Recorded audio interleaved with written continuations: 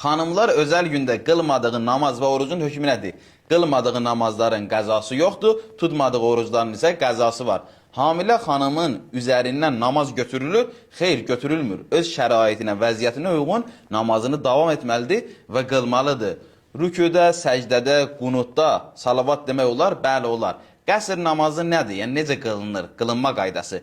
4 rükətli namazları 2 rükət qılırsınız. Subh namazının qəzası var, bəli var. Namazın, orucun qəzası var, bəli, müsəlman olan şəxs üçün qəza namazı və orucu vacibdir. Namazdan öncə azan və iqamə vacibdir, xeyr, amma savabı çoxdur. Cümə namazı vacibdir hal-hazırda, xeyr, amma savabı çoxdur. Yaxşı olar ki, iştirak edək. Diri olan şəxsin niyyətinə hədiyyə namazı qılıb, savabını hədiyyə etmək olar, bəli olar. Pişiyin tükü insanın üzərində olarsa, namazın hökmü nədir? Namaz batildir. Əti haram olan heyvanların hər bir şey insanın üzərində olarsa, namaz batil olacaq. Xanımın üzərində qızıl olarsa, namazın hökmü nədir? Namaz düzgündür. Bir dəstəmaz ilə neçə namaz qılmaq olar? Əgər dəstəmaz batil olmazsa və niyyət edirsiniz ki, dəstəmaz alıram, qürbətini ilə 32, 47, 54 namaz da qıla bilərsiniz.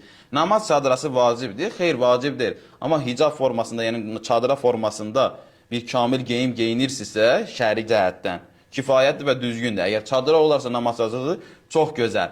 Mən namaza yeni başlamışam. Telefondan, kağız üzərindən baxıb öyrənə bilərəm. Öyrənənə qədər icazəlidir və heç bir eybi yoxdur. Mənim subh namazım qəzaya gedib və çox narahatam. Çox mənfi enerji məni bürüyür. Nə etməliyəm? Bunun çarəsi, çıxış yolu nədir? Əgər bu postlara baxsaz, əmin olun ki, bunlara əməl etsəz, əməl edəndən sonra 100% subh namazınız daha qəzaya getməyəcək.